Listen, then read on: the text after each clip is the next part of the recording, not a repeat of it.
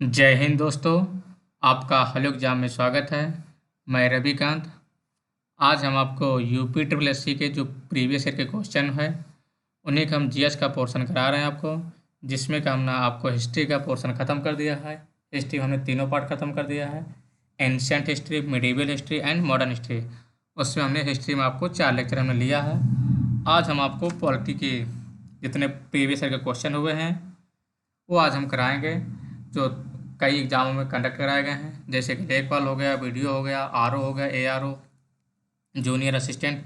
ये जितने तरह के एग्ज़ाम हुए हैं उनमें जो सभी क्वेश्चन आए हुए हैं यूपी ट्रिपल एस सी के द्वारा, वो आज हम पॉलिटी के क्वेश्चन देखेंगे। पॉलिटी के आपका हम 2 या 3 क्लास में ख़त्म करेंगे, तो आप लोग कंटिन्यू हमारे साथ बने रहिएगा। और अगर आपको क्लास अच्छी लगे तो आप लोग अपने दोस्तों तक भी शेयर करिएगा एंड आप लोग सब्सक्राइब जरूर कर लीजिएगा हेलो एग्ज़ाम को। तो हम लोग स्टार्ट करते हैं। कहाँ से स्टार्ट होगा आज हमारा पॉलिटी।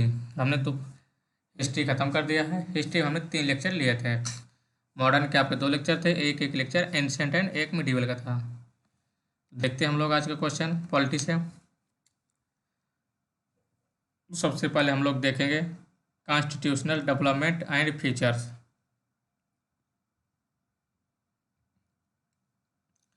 तो पहला क्वेश्चन क्या है, अवशिष्ट शक्तियों के विचार के लिए भारतीय संविधान ने किस देश से संदर्भ लिया है। यानी कि जो रिसिड्यूअरी शक्तियां हैं वो कहाँ से ली गई हैं, तो कहाँ से ली गई हैं, वो कनाडा से ली गई हैं। और कुछ बात की जाए तो फंडामेंटल राइट्स यानी कि मौलिक अधिकार, ये कहाँ से लिया गया है, ये यूएसए से लिया गया है। नीति निर्देशक तत्व यानी डीपीएसपी, ये आपका आयरलैंड से लिया गया है। एंड संसदीय शासन प्रणाली यानी कि पार्लियामेंट सिस्टम, ये आपका कहाँ से लिया गया, ब्रिटेन से लिया गया। अगला क्वेश्चन आते हैं हम लोग कैबिनेट मिशन योजना के तहत। कैबिनेट मिशन योजना के तहत गठित अंतरिम सरकार का नेतृत्व किसने किया, तो किसने किया था, जवाहरलाल नेहरू जी के द्वारा किया गया था। जवाहरलाल नेहरू के द्वारा ये किया गया था। उन्होंने प्रधानमंत्री के पद के साथ साथ राष्ट्रमंडल संबंध एवं विदेशी मामलों का विषय भी था उनके पास। अगला क्वेश्चन आते हैं हम लोग निम्नलिखित में से कौन भारत के संविधान की मुख्य विशेषता नहीं है। जो भारतीय संविधान की मुख्य विशेषता नहीं है, तो देखते हैं हम लोग त्रिस्तरीय सरकार है।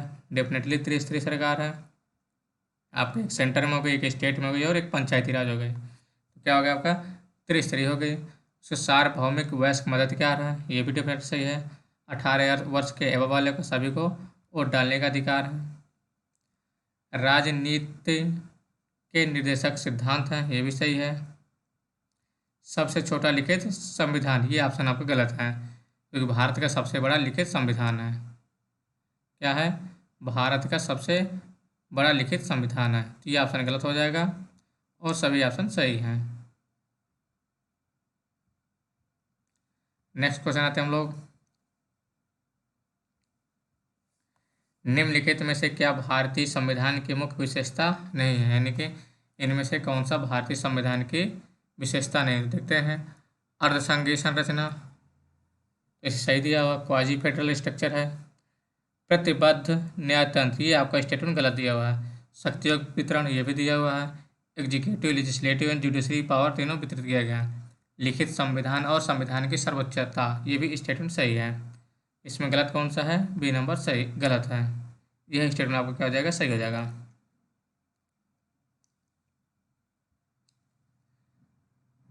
अगला क्वेश्चन आते हैं हम लोग निम्न में से किसने संविधान सभा में उद्देश्य प्रस्ताव रखा। तो उद्देश्य प्रस्ताव किसने रखा था, जवाहरलाल नेहरू के द्वारा रखा गया था। 13 दिसंबर 1946 को रखा गया था। अगला क्वेश्चन आते हैं भारत जैसे देशों के लिए उपयुक्त संघवाद का श्रेष्ठ स्वरूप है। तो भारत के लिए संघवाद का श्रेष्ठ स्वरूप कौन सा है, तो देखते हैं हम लोग सहकारी संघवाद, परस्पर विरोधी संघवाद, सौदाकारी संघवाद और केंद्रीकृत संघवाद। तो ये गलत है, ये क्या है, सहकारी कोऑपरेटिव संघवाद है। अगला क्वेश्चन आता है हम लोग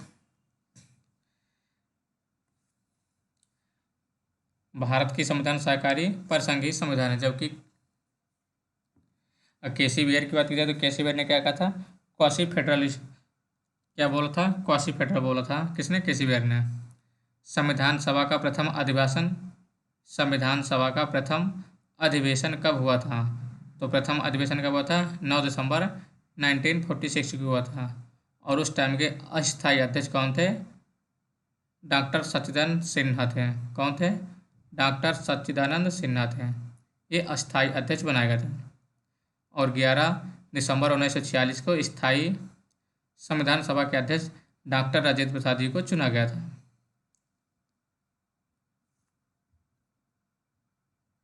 अगला क्वेश्चन आते हैं हम लोग,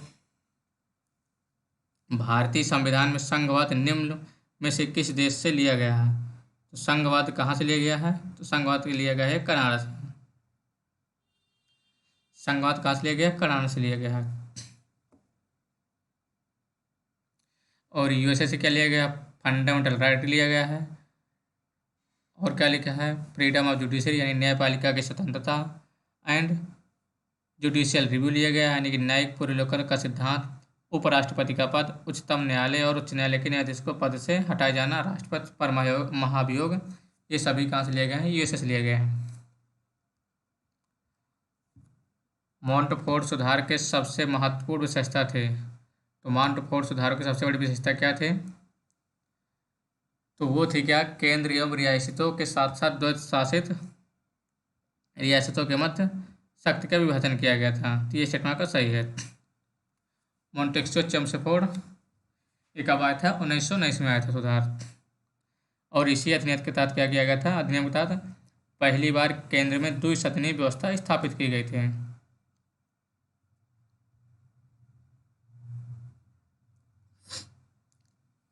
अगला क्वेश्चन आता है हम लोग, संविधान सभा द्वारा भारतीय संविधान को कब पारित किया गया था? तो कब पारित किया गया था? ये 26 नवंबर 1949 को पारित किया गया था, यानी कि लागू किया गया था पार्शियली।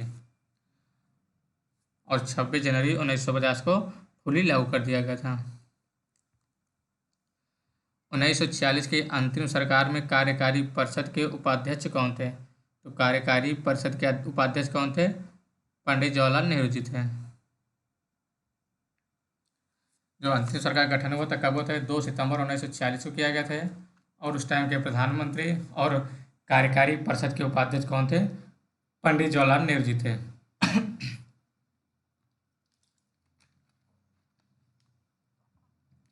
और गृह मामले, सूचना और प्रसारण मंत्री कौन थे? सरदार वल्लभ भाई पटेल थे। और रक्षा मंत्री, तो रक्षा करने के लिए बल चाहिए तो बलदेव सिंह थे। श्रम मंत्री जगजीवन राम। रेलवे और परिवहन मंत्री कौन थे? आशा पाली। भारत के प्रथम गृह मंत्री इनमें से कौन थे? तो भारत के प्रथम गृह मंत्री कौन थे? होम मिनिस्टर सरदार वल्लभ भाई पटेल जी थे। जगजीवन राम क्या थे? ये श्रम मंत्री थे। मोरारजी देसाई ये प्रथम गैर कांग्रेसी प्रधानमंत्री हैं। गोविंद वल्लभ पंत की बात की जाए तो यूपी के पहले मुख्यमंत्री और भारत के चौथे गृह मंत्री भी थे। भारतीय संविधान कितने शब्दों का बना हुआ है? क्या क्वेश्चन है? भारतीय संविधान कितने शब्दों से बना हुआ?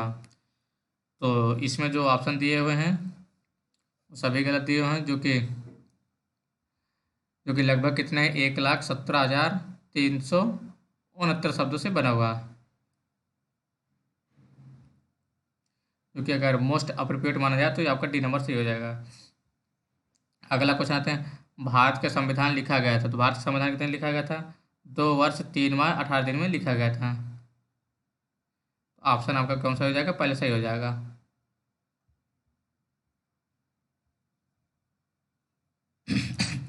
और टोटल खर्चे की बात की जाए तो टोटल खर्चा कितना होता है? 63,96,729 रुपये का पूरा खर्च हुआ था। भारतीय संविधान को माना गया है, तो भारतीय संविधान को क्या माना गया है? रूप विधान में संघीय और भावना में एकात्मक है। क्या माना गया है? रूप विधान में संघीय है लेकिन भावना में क्या है? यूनिटरी है।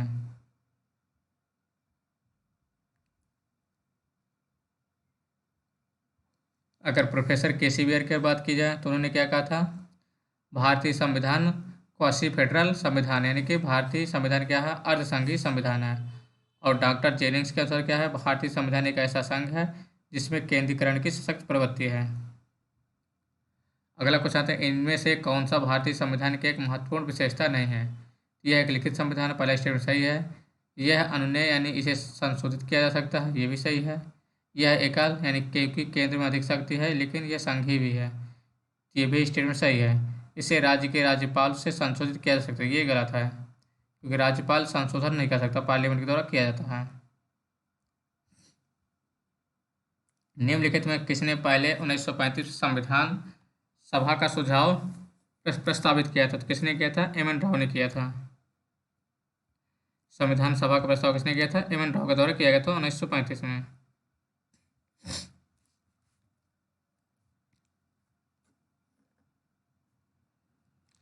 अगला क्वेश्चन आता है हम लोग, संविधान सभा की अल्पसंख्यकों की उप समिति के अध्यक्ष का नाम बताएं। तो अल्पसंख्यकों के कौन थे? उप समिति के अध्यक्ष कौन थे? तो एस सी मुखर्जी थे। कौन थे? एस सी मुखर्जी थे। ये मद्रास प्रेसिडेंसी के एडवोकेट जनरल भी थे।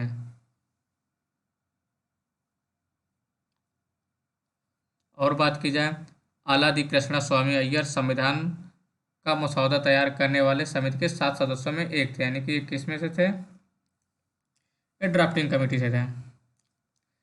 पी पट्टाभी सीतारामैया, तो ये संविधान सभा में हाउस कमेटी के अध्यक्ष थे। और के एम मुंशी इस संविधान सभा में ऑर्डर ऑफ बिजनेस कमेटी के अध्यक्ष थे। अगला क्वेश्चन आते हैं हम लोग, भारत का संविधान सभा द्वारा 26 जनवरी 1949 को अपनाया गया था और 26 जनवरी 1950 को लागू हुआ था। तो आपका इसमें कौन सा स्टेटमेंट सही हो जाएगा? 26 नवंबर 1949 हो जाएगा। और इस दिन कुछ आर्टिकल लागू किए गए थे।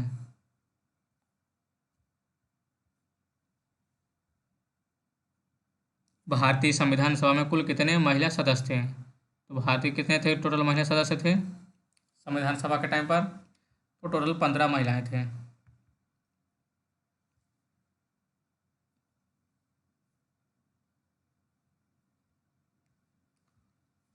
अगला क्वेश्चन आते हैं, संविधान सभा के पहले अध्यक्ष कौन थे? पहले अगर अस्थायी की बात की जाए तो कौन थे? डॉक्टर सच्चिदानंद सिन्हा थे।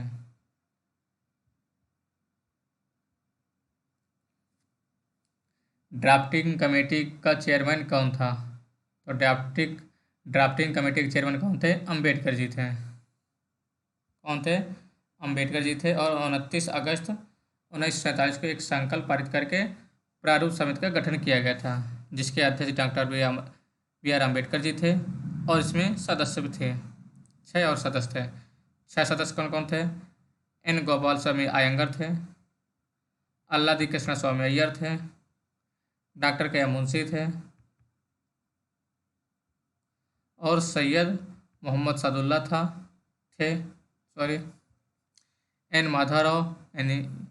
माधवराव जी थे। ये बी एल मित्र के स्थान पर आए थे। और टी टी कृष्णाचार्य, इन्होंने वर्ष 1949 में डी पी कतान की मृत्यु के बाद उनकी जगह ली थी।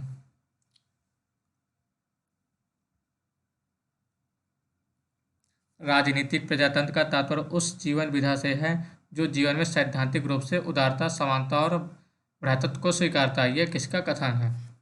तो ये किसका कथन था? ये अंबेडकर जी का कथन था। उन्होंने क्या कहा था? उदारता, समानता और भ्रातृत्व का स्वीकारता है, तो ये उनका स्टेटमेंट था।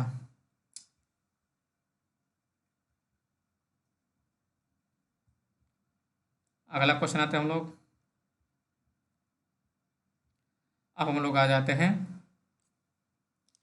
यूनियन एंड स्टेट टेरेटरी, यानी कि आर्टिकल 1 से 4 तक।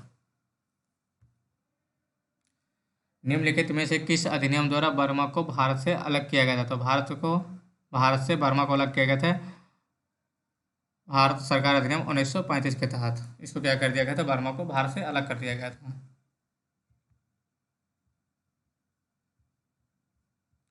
और 1935 के देखा जाए उसमें और क्या क्या किया गया था? तो इस एक्ट के द्वारा पहली बार संघात्मक सरकार का स्थापना का प्रयास किया गया था और प्रांतीय स्तर पर द्वैध शासन को समाप्त करके केंद्रीय स्तर पर द्वैध शासन प्रणाली स्थापित की गई थी। तीसरा क्या था? संघीय न्यायालय की स्थापना की गई थी। चौथा, इस अधिनियम के तहत विश्व को 3 श्रेणी में विभाजित कर दिया गया था, यानी कि union list, concurrent list and state list.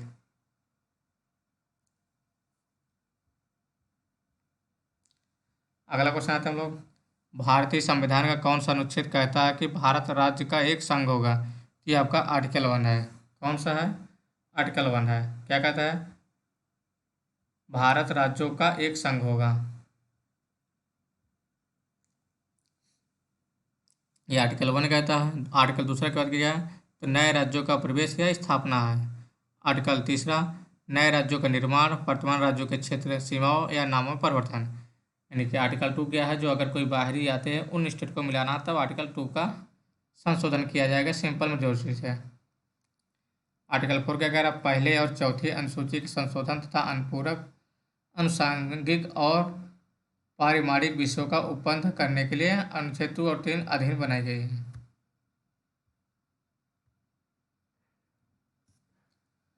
Bharat की स्वतंत्रता के समय कितनी रियासतें मौजूद थी? तो कितनी रियासतें मौजूद थी 565 थी, जिसमें भारत के लगभग 48 क्षेत्र और 20% जनसंख्या शामिल थी। नेक्स्ट क्वेश्चन आता है, संविधान का अनुच्छेद 1 भारत को घोषित करता है। तो भारत को क्या घोषित करता है? संघ राज्य कहता है,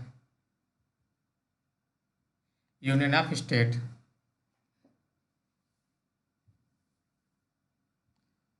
अगला क्वेश्चन आता है, उत्तर प्रदेश के हिमालयी पहाड़ी क्षेत्रों में उत्तराखंड नामक एक नया राज्य अस्तित्व में है। तो उत्तराखंड कब बना था? ये नवंबर 2000 में बना था। कब बना था? 9 नवंबर 2000 में बना था उत्तराखंड।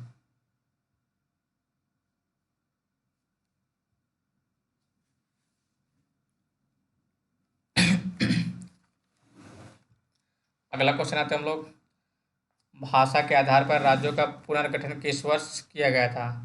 तो भाषा के आधार पर कब किया गया था? सबसे पहले आंध्र प्रदेश का गठन किया गया था और 1956 में बना था।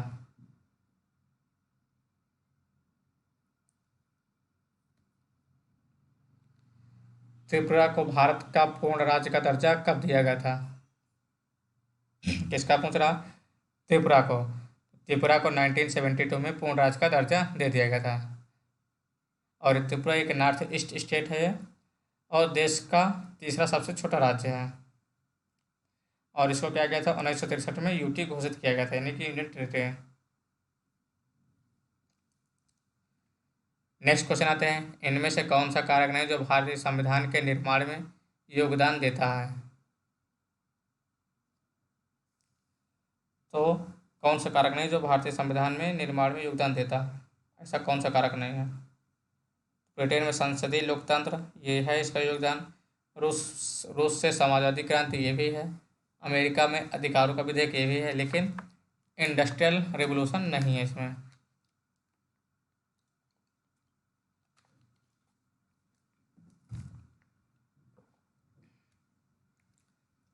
अगला क्वेश्चन आते हैं हम लोग प्रियम्बल से। कहाँ से आ जाते हैं हम लोग? प्रियम्बल से। यहाँ से काफ़ी क्वेश्चन आते हैं, इसलिए प्रियम्बल को गौर से पढ़िएगा। देखते हैं हम लोग, भारतीय संविधान की स्वतंत्रता, समानता और बंधुत्व के आदर्श कहाँ से लिए गए हैं? कौन कौन से? फ्रीडम, इक्वालिटी एंड फ्रेटर्निटी, ये आदर्श कहाँ से लिए गए हैं? ये आपके कहाँ से लिए गए हैं? ये फ्रांसीसी संविधान से लिए गए हैं।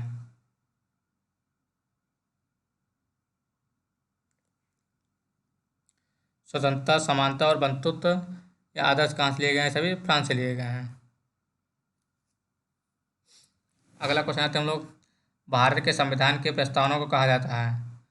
तो भारत के संविधान की प्रस्तावना क्या कहा जाता है? आमुख कहा जाता है। क्या कहा जाता है? प्रियम्बल।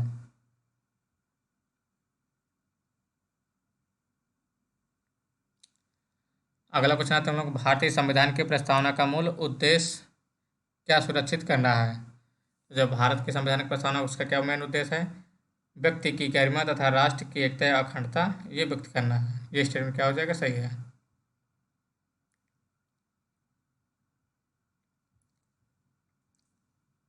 अब हम लोग आते हैं मैचिंग करने के लिए। प्रभुत्व संपन्न, प्रजातांत्रिक, धर्मनिरपेक्ष निरपेक्ष और भाईचारा। देखते हैं, सभी को एक परिवार के सदस्य के रूप में रहना,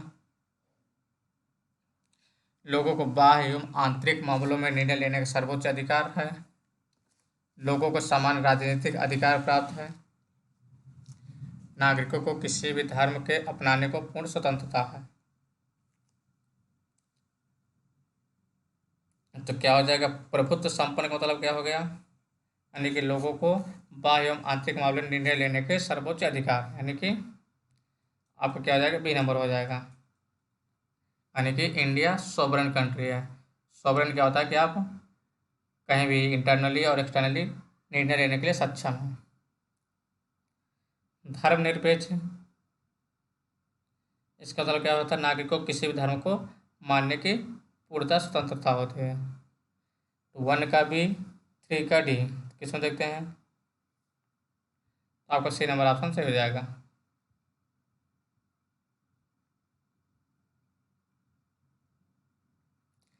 भारतीय संविधान अपने नागरिकों को समानता का वचन देती है। कौन कौन सी समानता का वचन देती है, हैसियत और अवसर के, इन स्टेटस एंड अपॉर्चुनिटी की वचन का क्या करती है, अवसर देती है।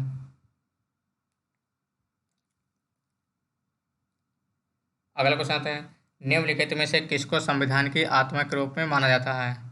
तो संविधान की आत्मा के रूप में किसे कहा जाता है, प्रस्तावना कहा जाता है।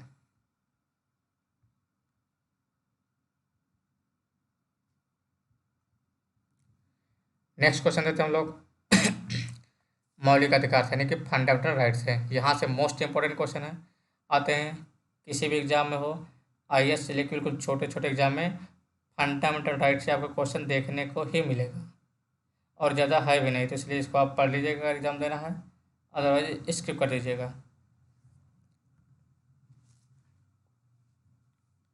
तो हम लोग देखते हैं, भारतीय संविधान के अनुच्छेद 19 में कौन सा अधिकार शामिल है, किसमें पूछ रहा है, आर्टिकल 19 में। तो इसमें क्या है, धर्म की स्वतंत्रता का अधिकार, ये तो ये नहीं है। वाक एवं अभिव्यक्ति स्वतंत्र का अधिकार, यानी कि फ्रीडम ऑफ स्पीच एंड,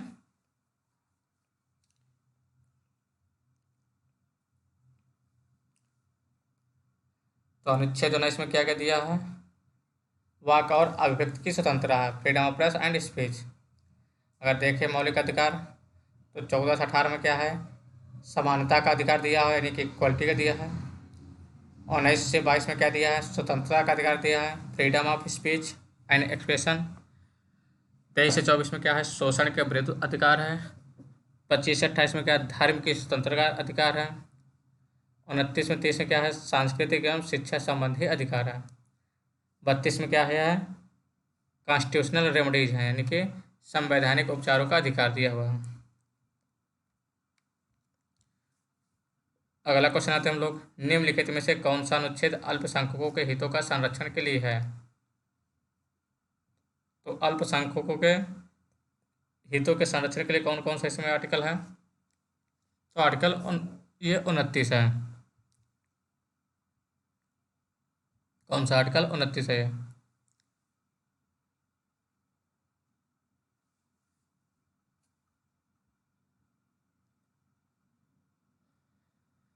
के पास मौलिक अधिकार को लागू करने की शक्ति है। तो मौलिक अधिकार लागू करने के पास किसकी शक्ति है, तो सर्वोच्च न्यायालय और, यानी कि सुप्रीम कोर्ट और हाई कोर्ट के पास शक्तियां हैं कि फंडामेंटल राइट्स को लागू करा सकें। आर्टिकल 32 के तहत सुप्रीम कोर्ट और आर्टिकल 226 के तहत हाई कोर्ट। बंदी प्रत्यक्षीकरण, यानी कि हैबियस कॉर्पस, भारतीय संविधान के किस भाग से संबंधित है, तो कहाँ से है, ये मौलिक अधिकार में संबंधित है।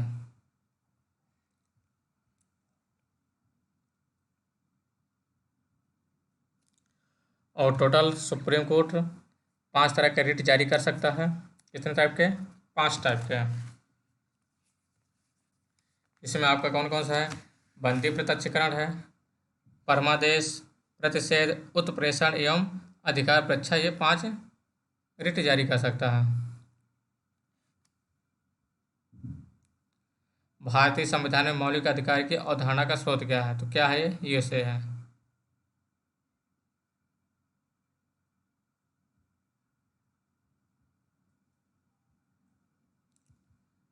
नेक्स्ट क्वेश्चन आते हैं हम लोग।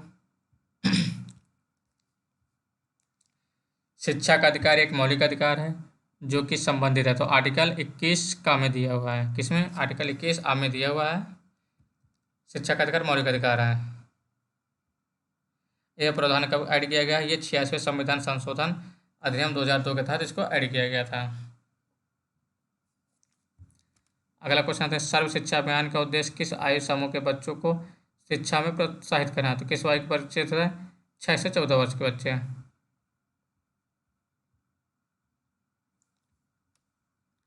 सर्व शिक्षा अभियान का उद्देश्य किस आयु के बच्चों का था? 6 से 14 वर्ष के बच्चों का था।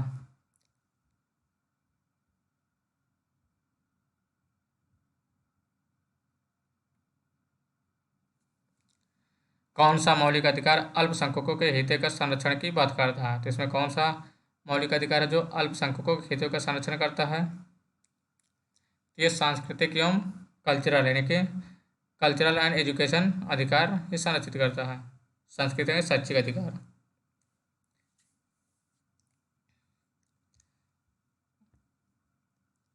निम्नलिखित में से कौन सा उदाहरण संविधान स्वीकृत यानी मूलभूत अधिकारों का उदाहरण नहीं है? किसका? संविधान स्वीकृत मूलभूत अधिकारों का उदाहरण नहीं है। तो इसमें देखते हैं हम लोग, बिहार से कुछ श्रमिक आजीविका है तो महाराष्ट्र जाते हैं, तो ये है। क्रिश्चियन मिशन मिशनरी स्कूल की एक श्रृंखला स्थापित करते हैं, ये भी है। माँ बाप की संपत्ति के उत्तराधिकारी उनके बच्चे हो गए, ये स्टेटमेंट संविधान में कहीं पर नहीं है।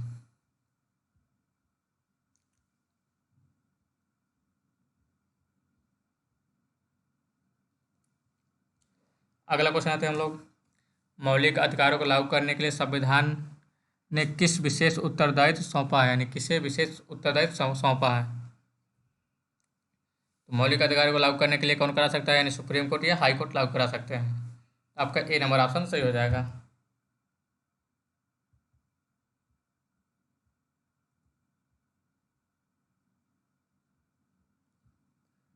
नेक्स्ट क्वेश्चन आते हैं, संवैधानिक उपचारों का अधिकार के तहत आता है, तो किस में आता है? ये फंडामेंटल राइट्स में आता है, यानी मौलिक अधिकार में आता है।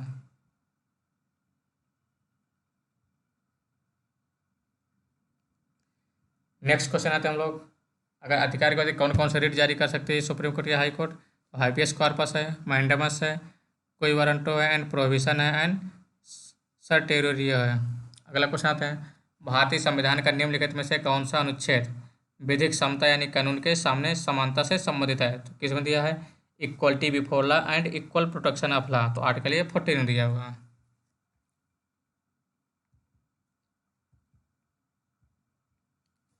जो आर्टिकल 14 है ये विधि के समझ समता का अधिकार से संबंधित है। आगे आते हैं हम लोग,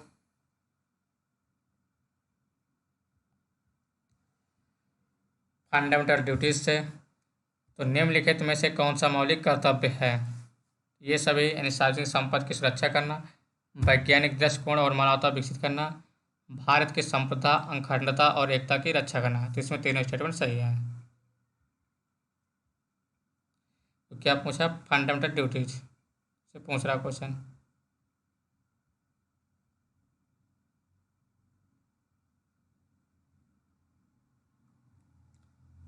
अगला क्वेश्चन आता है, निम्नलिखित में से किसमें मौलिक कर्तव्य का उल्लेखित किया गया है? तो मौलिक कर्तव्य कहाँ पर उल्लेख किया गया है? फंडामेंटल ड्यूटीज कहाँ पर किया गया? ये भाग 4 का में किया गया है। एक में क्या किया गया? स्टेट यानी कि स्टेट के बारे में बताया गया है, यूनियन एंड स्टेट। 2 में क्या बताया गया? सिटीजन। 3 में आपका फंडामेंटल राइट्स। 4 में क्या आपका? डीपीएसपी। और 5 में क्या आपका? सॉरी 4 का में क्या है आपका? फंडामेंटल ड्यूटीज है।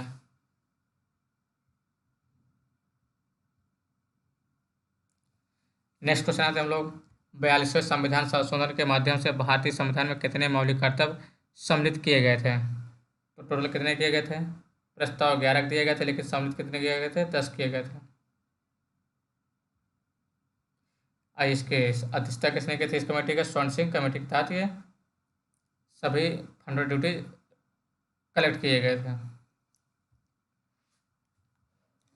मार्च 2019 तक उपलब्ध जानकारी के अनुसार भारतीय संविधान में कितने मौलिक कर्तव्य हैं? तो टोटल कितने मौलिक कर्तव्य आज तक?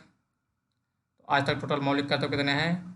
फंडामेंटल ड्यूटीज टोटल 11 है, क्योंकि 11 कौन सा जोड़ा गया था? शिक्षा के अधिकार से जोड़ा गया था। भारतीय संविधान में कितने मूल कर्तव्य दिए गए हैं? टोटल कितने मूल कर्तव्य हैं? 11 हैं।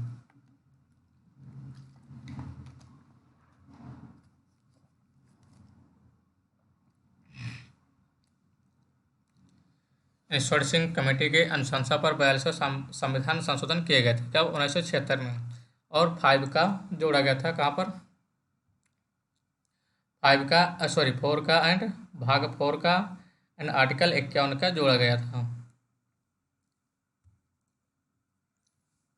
नेक्स्ट क्वेश्चन आते हैं, निम्नलिखित में से कौन सी समिति ने मूल कर्तव्यों को संविधान में सम्मिलित करने का सुझाव दिया था? कौन सी समिति ने मूल कर्तव्यों को संविधान में सम्मिलित करने का सुझाव दिया था? स्वर्ण सिंह कमेटी ने दिया था। निम्नलिखित में से किस एक संस्तुति के आधार पर मूल कर्तव्यों से संबंधित प्रावधानों को भारत के संविधान में जोड़ा गया था? तो किसके तहत जोड़ा गया था ये मूल कर्तव्यों को? स्वर्ण सिंह कमेटी के तहत।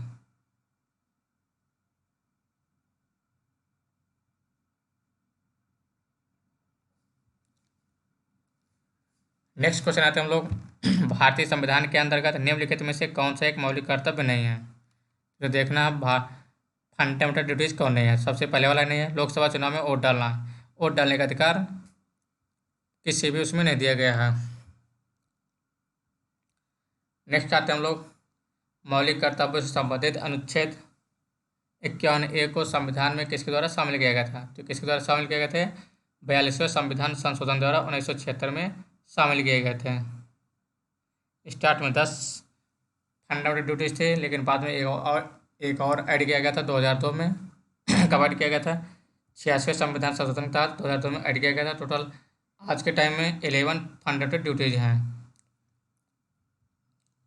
तो आज हम लोग यहीं पर क्लास समाप्त करते हैं।